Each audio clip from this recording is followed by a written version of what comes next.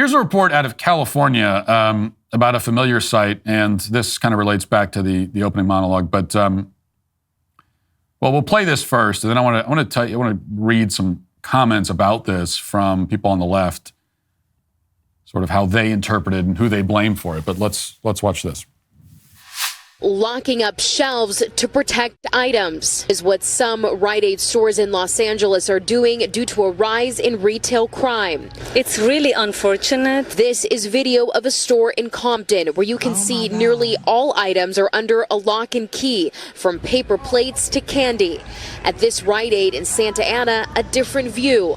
Items are out in full display, including makeup and other essentials. The same thing at this Calabasas location.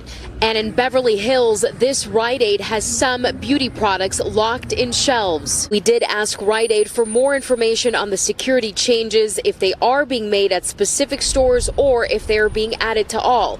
We have not received a response. Now, this clip is being passed around Twitter with some commentators unhappy about it, unhappy and blaming Rite Aid for this. So here's someone named Christopher Webb who identifies himself, not surprisingly, as a lifelong Dem. He says this: I know I'm not the only one who's had enough of these convenience stores keeping everything under lock and key. Who has time to wait 10 minutes for an employee to unlock a deodorant? Amazon's the beneficiary of this bad business strategy, Rite Aid. Another commenter agrees. These retailers spent millions putting everything in locked cabinets because everyone claiming crime, which was debunked. My Target now leaves all the doors open, and you can't take carts down the aisle because of the doors. It's insulting and stupid. Oh, well, that's good news. Crime has been debunked. Did you know that? It's okay, everybody. They debunked crime. Crime is a myth. It's a right-wing conspiracy. There's no crime. So if you think you were the victim of crime, and you say, I was just a victim of a crime, well, you're going to have this lib, swoop into the scene to say, oh, excuse me, actually, that's been debunked. No, someone just shot me and stole my wallet. No, that's been actually, that's been debunked. It's debunked. Sorry, it didn't happen. Crime doesn't exist. People don't commit crimes.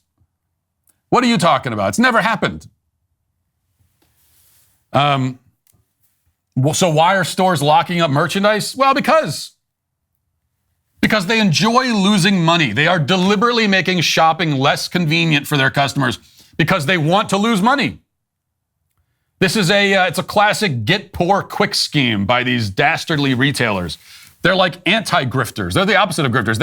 They engage in dishonest schemes in order to lose money on purpose. That's what's happening here, apparently. At least that is the version that we get from the left. That's the vision. That's how much these morons understand like basic human nature and basic business principles. That's the kind of insight these people have into life. That's what they think. They think that the stores just want to lose money. Like that's what motivates these big corporations, is to lose money. No, of course, in reality, crime is a very real thing. And the reason stores do this is that there's so much shoplifting that they have no choice. Yeah, it's incredibly annoying. We all agree on that.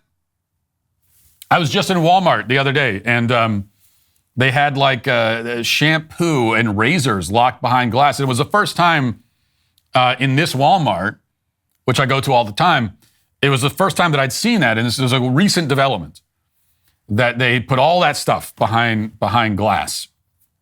And I actually ended up not buying the shampoo and the razors that I needed, which is what I came there for, because I didn't want to wait around for an employee to come and unlock the stuff. And to me, it's time consuming and also embarrassing. Like the idea that I have to have an employee come and like I have to ask their permission, like I'm a child. Mommy, can I get the shampoo? Can you unlock? And then they're going to like monitor me while I'm judging my shampoo purchase. Okay, if I go for the scented shampoo, all of a sudden I'm getting judged. Okay, I like the scented shampoo. I don't think we need to, this is just not a communal thing. Why are you sitting there watching the shampoo that I'm buying? So I ended up not even, I just went somewhere else. And, you know, I can make a movie where I intentionally antagonize rooms full of people to the point where they call the cops on me, and I'm fine with that. I can handle that. But I can't handle calling an employee to unlock the shampoo for me. That I can't do. That's too cringe even for me. Are you still struggling with back taxes or need or have unfiled returns? The IRS is escalating collections by adding 20,000 new agents and sending millions of demand letters. Handling this alone can be a huge mistake and cost you thousands of dollars. In these challenging times, your best offense is with Tax Network USA. With over 14 years of experience, the experts at Tax Network USA have saved clients millions in back taxes. Regardless of the size of your tax issue, their expertise is your advantage. Tax Network USA offers 3 key services: protection, compliance, and settlement. Upon signing up, Tax Network USA will immediately contact the IRS to secure a protection order, ensuring that aggressive collection activities such as garnishments, levies, or property seizures are halted. If you haven't filed in a while, if you need amended returns, or if you're missing records, Tax Network USA's expert tax preparers will update all of your filings to eliminate the risk of IRS enforcement. Then they'll create a settlement strategy to reduce or eliminate your tax debt. The IRS is the largest collection agency in the world, and now that tax season is over, collection season has begun. Tax Network USA can even help with state tax issues. For a complimentary consultation, call today at 1-800-958-1000 or visit their website at tnusa.com/Walsh. That's 1-800-958-1000 or visit tnusa.com/Walsh today. Don't let the IRS take advantage of you. Get the help you need with Tax Network USA. So, what's the takeaway here? Yes, stores are definitely losing money because of this. I know that because they lost my money, and I can only assume I'm not the only one. And it's a basic fact of economics. You know, it's a consumer habits 101. The more convenient something is, the more likely that people are to do it. The less convenient, the less likely. So why are stores doing it? Are they unaware of this fact? Does Walmart need a lesson from these Twitter commenters in how to get people to buy stuff? Are the bigwigs at Walmart checking Twitter and seeing this comment from whatever his face and saying, "Oh, did you see this? Apparently, this is making us lose money. I had no idea." I thought more people would buy it if you lock it behind glass. I think it'd make people intrigued. They would think that it has more value. And so now there'd be lines around the block to buy shampoo.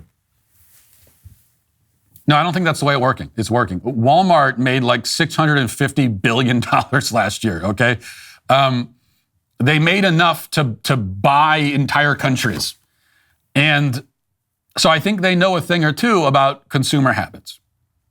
I think they understand basic economics. Okay, I'm not much of a trust the experts guy, and the left usually is, but this is one area where, yeah, you kind of trust the experts. Like if I go into Walmart and they're doing something, I just sort of assume that they're doing that because that's the best way to make money in this circumstance. Like they're pretty good at making money. I mean, they're pretty good. This is Walmart we're talking about. And so, yeah, I mean, whatever. If I went to a Walmart and they had they built a huge moat around it with crocodiles in it, I would say okay, well, I guess this is the best way for them to make money right now because this is Walmart. They know they wouldn't do it if I don't understand how that could be the case, but it must be because they wouldn't be doing it otherwise.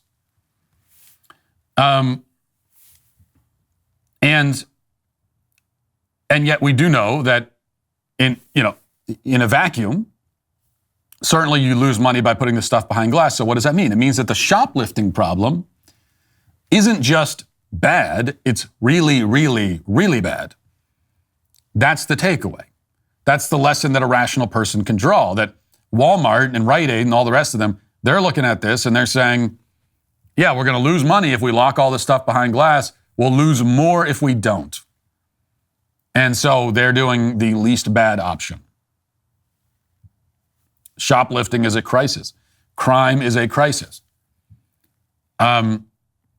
Why? Well, because our cultural degradation has reached a point where so many people have not been raised with a basic moral foundation. Don't steal is one of the most basic, most elementary level moral lessons that you're supposed to teach your kids, and a lot of people have not been taught that. It's a scary thought, but there's a lot of people in this country where they say, oh, well, if I can take that and have it for free, why wouldn't I? And if you try to explain the moral, it's like, you're talking to a wall. For them, it's, I'll take it, it's free. I'll just take it. If I can take it, I don't have to pay for it. That's what I'll do. And then meanwhile, and certainly not unrelated to this, you got these Soros DAs across the country who've stopped prosecuting these kinds of crimes. Rather than doubling down and getting tougher on minor, quote unquote, crimes like shoplifting, which is what they should do, they've stopped prosecuting them entirely. So you end up with a whole bunch of morally stunted human beings who have no compunction about stealing, along with a justice system that lacks the willpower to do anything about it. And, you add those two factors together, and now I can't buy shampoo without adult supervision at Walmart, right? That's the way that it all kind of shakes out. If you'd like to see what else I have to say, you can access my full show by going to dailywire.com or by going to the Matt Walsh Show Twitter page. Hope to see you there. Godspeed.